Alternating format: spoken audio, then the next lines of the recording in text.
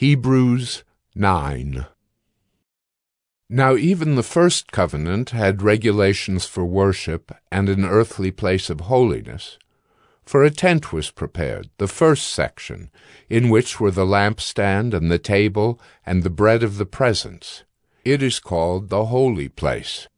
Behind the second curtain was a second section, called the most holy place, having the golden altar of incense and the ark of the covenant covered on all sides with gold, in which was a golden urn holding the manna, and Aaron's staff that budded, and the tablets of the covenant. Above it were the cherubim of glory overshadowing the mercy seat. Of these things we cannot now speak in detail. These preparations having thus been made, the priests go regularly into the first section, performing their ritual duties. But into the second only the high priest goes, and he but once a year, and not without taking blood, which he offers for himself and for the unintentional sins of the people. By this the Holy Spirit indicates that the way into the holy places is not yet opened as long as the first section is still standing, which is symbolic for the present age.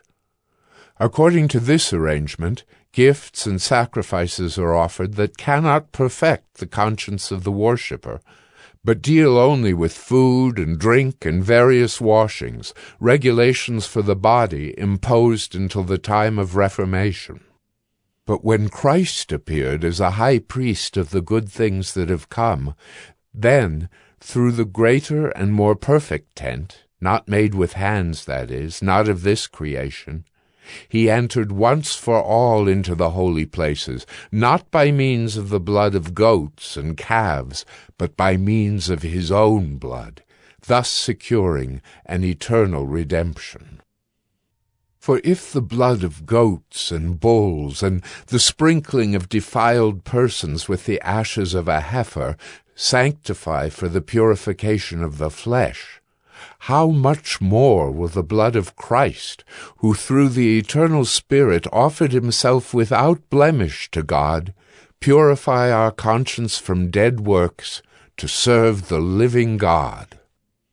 Therefore, he is the mediator of a new covenant, so that those who are called may receive the promised eternal inheritance, since a death has occurred that redeems them from the transgressions committed under the first covenant. For where a will is involved, the death of the one who made it must be established. For a will takes effect only at death, since it is not in force as long as the one who made it is alive. Therefore, not even the first covenant was inaugurated without blood.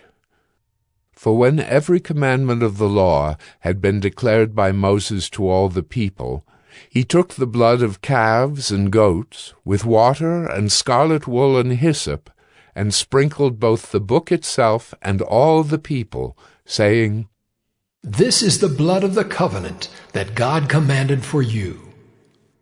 And in the same way he sprinkled with the blood both the tent and all the vessels used in worship. Indeed, under the law, almost everything is purified with blood, and without the shedding of blood there is no forgiveness of sins. Thus it was necessary for the copies of the heavenly things to be purified with these rites, but the heavenly things themselves with better sacrifices than these. For Christ has entered not into holy places made with hands, which are copies of the true things, but into heaven itself, now to appear in the presence of God on our behalf. Nor was it to offer himself repeatedly, as the high priest enters the holy places every year with blood not his own, for then he would have had to suffer repeatedly since the foundation of the world. But as it is, he has appeared once, for all, at the end of the ages, to put away sin by the sacrifice of himself. And just as it is appointed for man to die once, and after that comes judgment.